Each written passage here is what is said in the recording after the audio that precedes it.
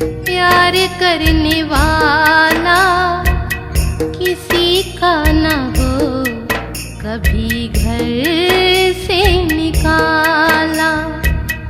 दुख और बीमारी से कोई महरूम नहीं, पड़ता है इससे हर किसी का पाला।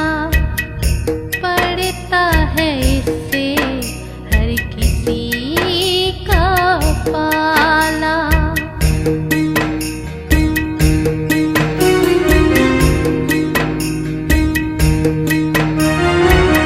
एक दवा जरूरी है, कोई भी हो बीमारी, हमदर्दी और करुणा का स्रोत रहे जारी। यही एक चाबी है, कैसा भी हो ताला, किसी का ना हो कभी घर से निकाला। किसी का ना हो कभी घर से निकाला।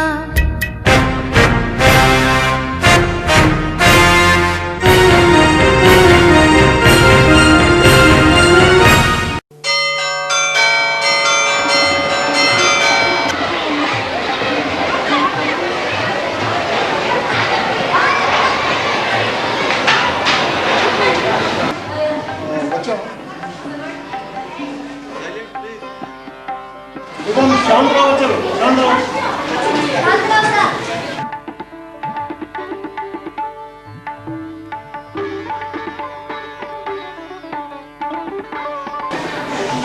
बच्चों, आज तुम लोग हिंदी की मासिक परीक्षा का अपना रिजल्ट सुन लो है। पार्थव कुमार 62, अरविंद 31, प्रेम रंजन 32, शोभा 60.5, अनीता कुमारी 65, संगीता 38, निक्की रानी 40, अर्चना कुमारी 25, आरती कुमारी 17, कमल झा 26 और सबसे अधिक अंक मिले हैं अंगद 75।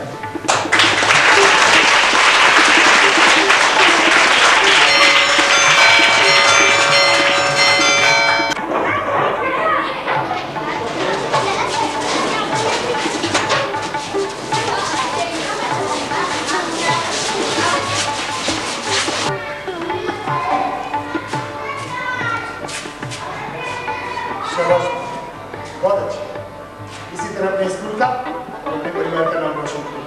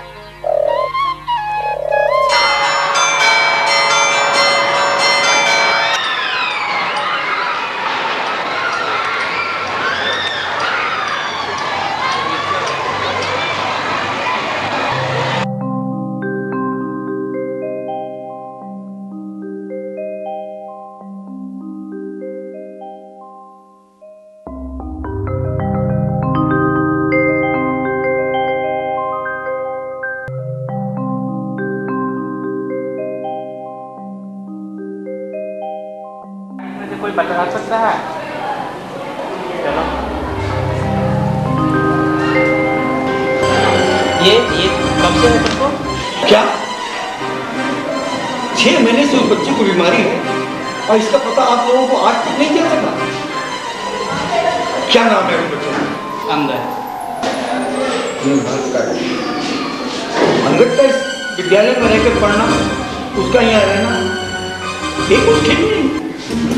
कुछ कोई ऐसा रोग नहीं है जिससे कि छूत लगे। और फिर अंगद हमारे वर्ग का प्रथम विद्यार्थी है, उसे विद्यालय से निकाल देना तो उसके साथ सरासर अन्याय होगा सर। ये एक मेधावी छात्र की बलि होगी। चुप रहिए आप, बस ये सब कहने की बात है, करने की नहीं। जरा सोचिए कि दूसरे अभिभावकों को जब इस बारे में पता चलेगा तो क्या कोई भेजेगा अपने बच्चों को इस स्कूल में पढ़ने के लिए? सर ये तो सरासर अज्ञानता है सर। हम लोग पढ़े लिखे लोग हैं, हम लोग जानते हैं कि कुछ कोई छूत की बीमारी नहीं है, बल्कि हम लोगों को तो ये चाहिए कि जो जिन लोगों को ये गलतफहमी है हम लोग उनको भी ये जानकारी दें। ये छात्र के भविष्य का सवाल है सर। बस वही जानकारी तो मैं आपको देने जा रहा हूँ ज्ञानदेव जी। जरा सोचिए, एक बच्चे के भविष्य के लिए क्या हम पूरे विद्यालय के भविष्य को दांव पे लगा देंगे? बस चुप रहिए सर। बस अब चलिए अपने प्रश्न।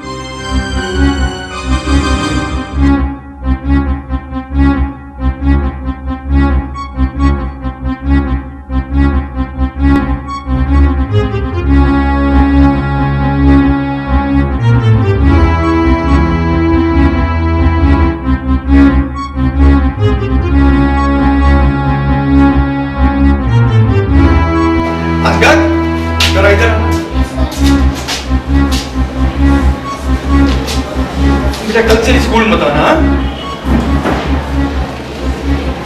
और ये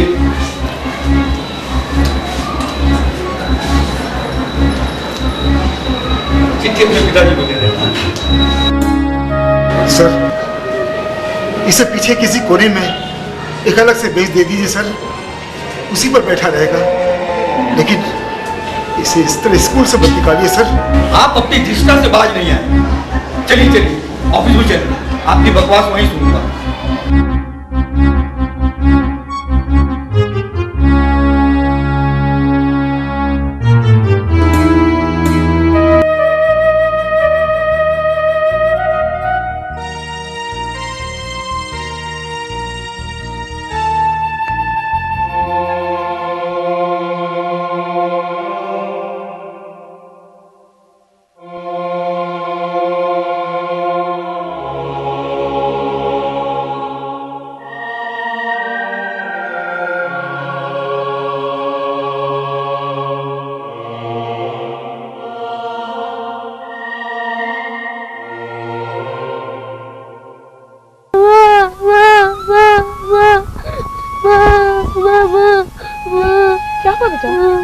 क्या हुआ?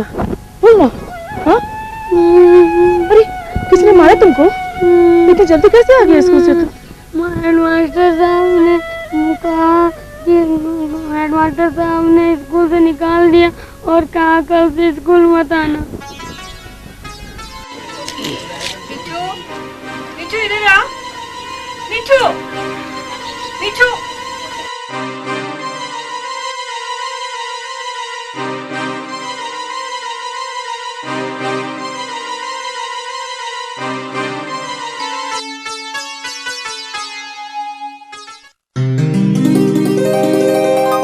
अरे क्या हुआ इसे, क्यों रो रही है? अंगद से सटी खड़ी थी, वहाँ से उठा के लाई, बस रोना शुरू। अंगद से? वो स्कूल नहीं गया क्या? अब वह स्कूल कभी नहीं जाएगा, हेडमास्टर ने उसे स्कूल से निकाल दिया है। देखिए अब यहाँ रहना एक पल भी मुश्किल है। पहले तो कम से कम 6-7 घंटे वो चला जाता था स्कूल, तो बड़ी राहत मिलती थी। और अब तो बस 24 घंटे वो घर में पड़ा रहेगा। और कहाँ तक मैं मीठू को संभालूंगी? तो अब तुम्हारा क्या इरादा है? बस अब हम लोग एक अलग घर लेके शिफ्ट हो जाएंगे। लेकिन लोग क्या कहेंगे, ये तुमने सोचा है कभी? बाबूजी रिटायर कर चुके हैं और उन्हीं की दी हुई नौकरी मुझे मिली है, और ऐसे में हम उन्हें छोड़ के चले जाएं, जबकि सावित्री विवाह योग्य हो चुकी है। तो क्या आपने सावित्री के लिए कोई लड़का ढूंढा है? तो ठीक है, आप जल्दी से उसकी शादी करवा दो। अरे शादी ब्याह की बाजार की खरीदारी है कि लाया और कर दिया, समय तो लगेगा ही। देखिए, मुझे मीठू की बड़ी चिंता हो रही है और मैं इसे कब तक संभालूं? बस उसके साथ ही खेलना चाहती है और जब देखो खाने पीने के पीछे दौड़ जाती है। लेकिन डॉक्टर कहते हैं ये बीमारी छूत की नहीं है। तो हेड मास्टर ने क्या उसे यूं ही स्कूल से निकाल दिया है? अरे उसकी बीमारी की बात तो उसे भी पता थी। माँ माँ, बच्चे दीदी आ गई।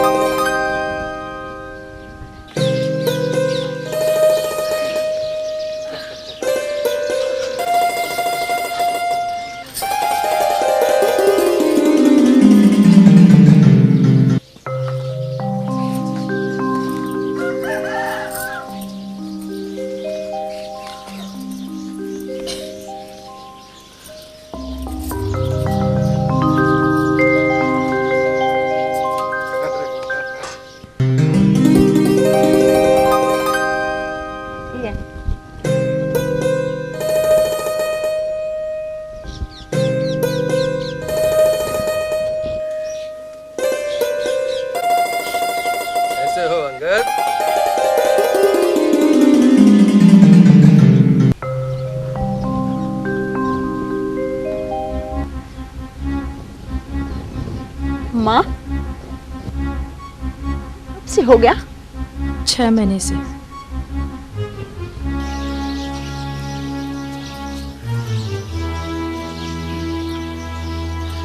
लगता है हम यहाँ आकर बहुत गलती की है। मुझे भी लगता है बच्चे तो मानेंगे नहीं, खेलेंगे कूदेंगे, एक साथ खाना खाएंगे, जूठन भी खाएंगे। कैसे रहोगी यहाँ? मुझे तो इस बात की पहले खबर ही नहीं थी। अब क्या करना है इसके बारे में कुछ सोची है? मुझे तो पहले ये सब मालूम ही नहीं था, तो दिमाग ही काम नहीं कर रहा है। हमें लौट जाना चाहिए यहाँ से। माँ बाबूजी क्या सोचेंगे? इसमें बुरा मानने की क्या बात है? कोई जानबूझकर जहर तो अपने बच्चे को दे नहीं सकता ना। हमें लौट जाना चाहिए यहाँ से। मगर माँ बाबूजी क्या सोचेंगे? चाहे जो सोचे, लेकिन जानबूझकर जहर खाना कोई अकलमंदी नहीं है। माँ बहुत बुरा मान जाएगी। अरे इसमें बुरा मानने की क्या बात है? क्या वो चाहेंगे कि मेरे बच्चों की कोई ये बुरा लत लग जाए? उन्हें ये मालूम नहीं कि ये बीमारी कितनी बुरी है। जो आपको अच्छा लगे आप वही कीजिए। मैं तो दुविधा में पड़ गई हूँ। कोई दुविधा की बात नहीं है इसमें। अभी ही हम लोग यहाँ से लौट चलते हैं। सावित्री, सावित्री, सुनो, मुझे कुछ जरूरी काम याद आया, तो जरा माँ को बता देना। हम लोग चलते हैं, चलो। माँ, माँ, जीजा जी जा रहे हैं। माँ,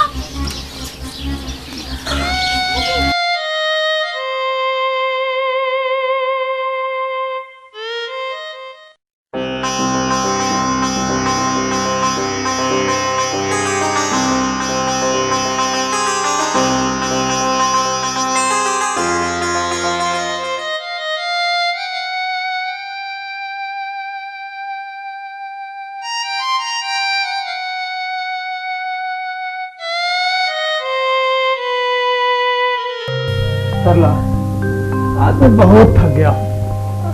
आओ बेटा, मेरे पास आ जाओ। आजा आजा, शाबाश। मंजू अपने पति और बच्चों के साथ आई थी। अरे हाँ, मैं तो पूछना ही भूल गया। आई थी क्यों कह रही हो कि आई है? आई है बोलो। थी इसलिए कह रही हूँ कि आई थी और चली भी गई। चली गई? अरे अंगद को देखते ही मानो उसे सांप सूंघ गया। तो बेचारी बहुत ही धन संकट में पड़ गई, इसीलिए उसने यहाँ से चले जाने का ही निर्णय लिया। और आप तो कह रहे थे कि उसके संपर्क से कुछ नहीं होता। मैंने एक लड़के वाले से बात की है, अब वो लोग रविवार को सावित्री को देखने आने वाले हैं, लेकिन अंगद की उपस्थिति बात बनने नहीं देगी। मैं माँ बाबूजी से बात करता हूँ, सुबह याद दिलाना।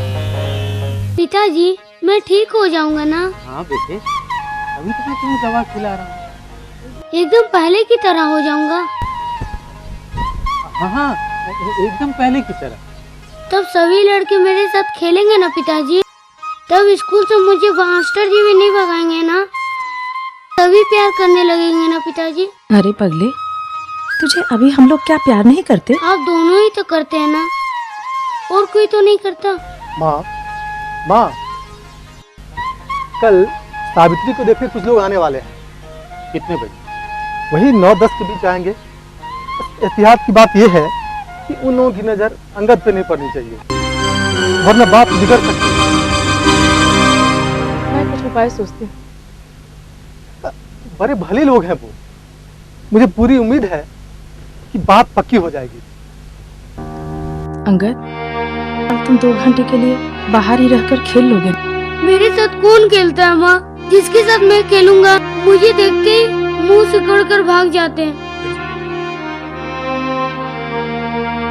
करना बेटा, वो जो पीछे पार्क है ना, वहाँ पे चले जाना अपनी किताबें लेकर। पढ़ लेना बेटा।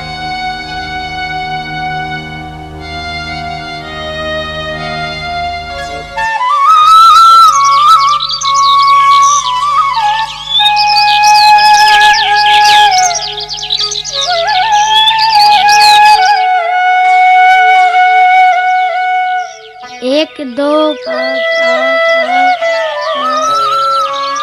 50, 100, 300, 305। पेड़ों की कुल संख्या 305।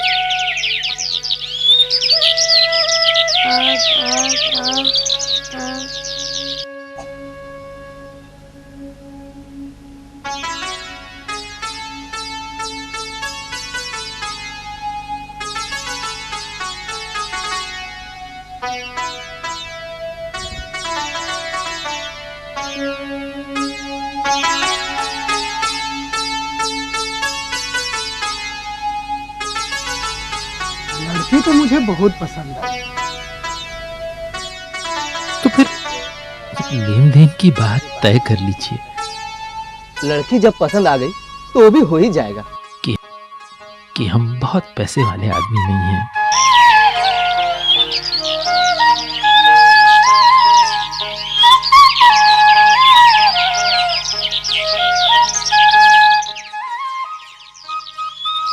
माँ ने तो सिर्फ 2 घंटे कहा था। क्या 2 घंटे इतना लंबा होता है? स्कूल का तो 4 घंटे से पहले बीत जाता है। भूख और प्यास भी बहुत जोरों की लग रही है। अब हमें घर चलना चाहिए।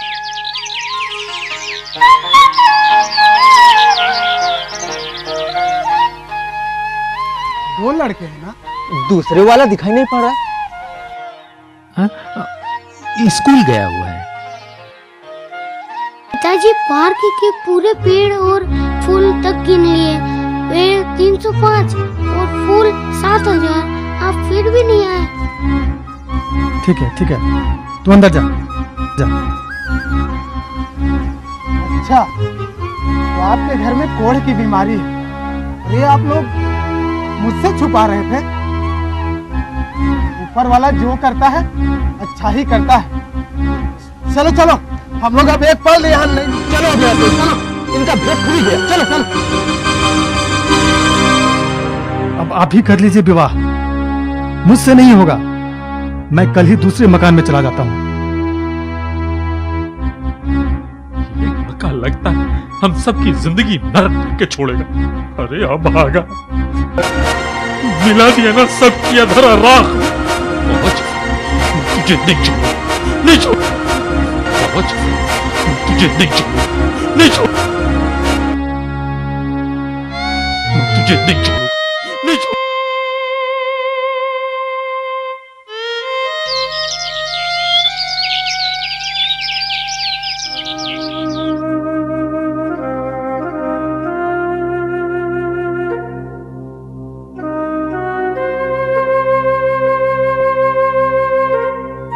और आधा घंटा वो छोकरा नहीं आता तो बात पक्की हो जाती।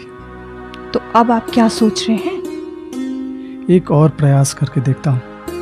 वैसे एक आदमी से मैंने बात कर रखी है, वो लोग भी आने वाले हैं। बिल्कुल ठीक है, इस बार लेकिन ध्यान रखना, पीछे का जो गाय का कमरा खाली पड़ा हुआ है ना, उसमें इसे ले जाके बंद कर दीजिएगा, किसी को पता भी नहीं चले। हाँ, इस बार सचमुच ऐसा ही कुछ करना पड़ेगा।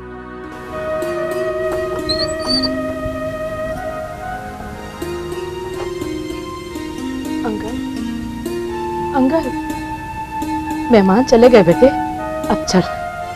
इस बार सावित्री दीदी की शादी ठीक हो गई ना माँ? कितना समझदार हो गया है मेरा बेटा। हाँ बेटे, शादी ठीक। शादी में मंजू दीदी भी आएगी ना माँ? मंजू दीदी भी आएगी और सभी लोग आएंगे। मुझे देखकर वे घिन तो नहीं करेंगे ना माँ? मैं शादी का बाजा गाजा देख सकूंगा ना माँ? शादी के इस माहौल में हमें 15 दिनों के लिए इसी कमरे में रहना होगा बेटे। लेकिन तू चिंता मत कर, मैं हर घंटे तुम्हें देखने आ जाया करूँ और तुम्हारे ही साथ सोऊंगी। ठीक है माँ। क्या करूं बेटे, तो इस हाल में देखकर मेरी छाती चाक चाक हो जाती, लेकिन कोई उपाय भी तो नहीं। सब नाते रिश्ते वाले आएंगे, तुम्हारी बीमारी पर नजर पड़ेगी तो नाक मुंह सिकोड़ेंगे, हड़कने लगेंगे। देखा नहीं तुम्हारी अपनी बहन ने कैसा बर्ताव किया।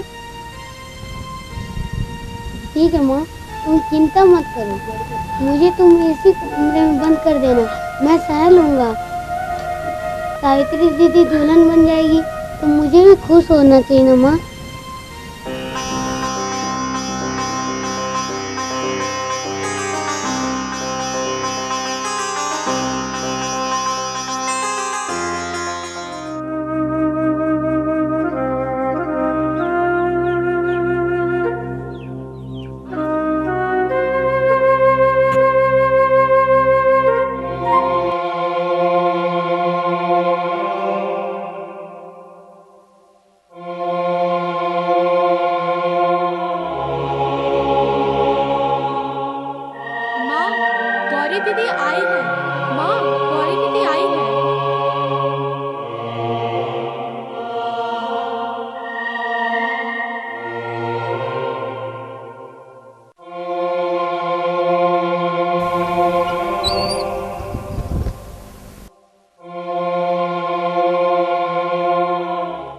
मुझे बीमारी हो गई दीदी, अब मैं तुम्हारे गोद चढ़ने लायक नहीं हूँ। बीमारी हो गई पगले, मैं तेरी दीदी नहीं हूँ।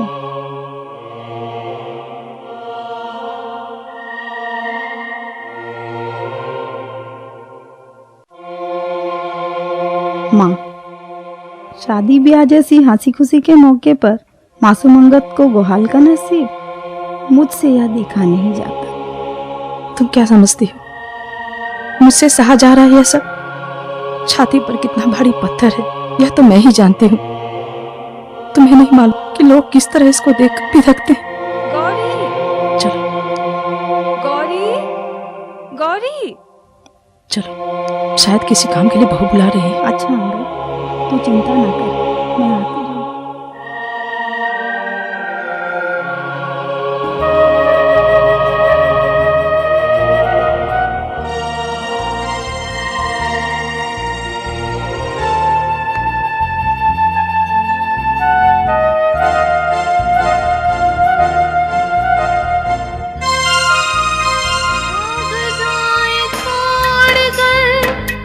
कुष्ठ रोग ऐसा नहीं, शक्तियाँ इलाज है, जाइए जहाँ कहीं। छट गया अंधेरा अब सर्वत्र है उजाला, किसी का ना हो कभी घर से निकाला, किसी का ना हो कभी घर से निकाला।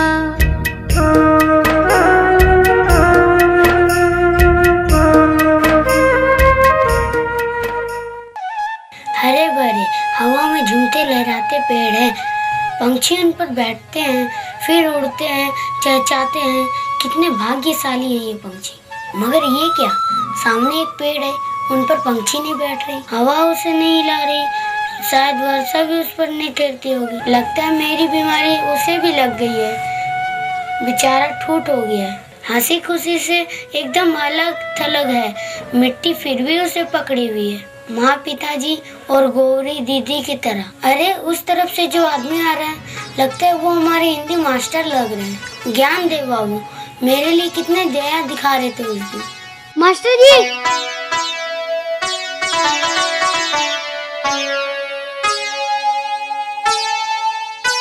मास्टर जी मैं यहाँ हूँ।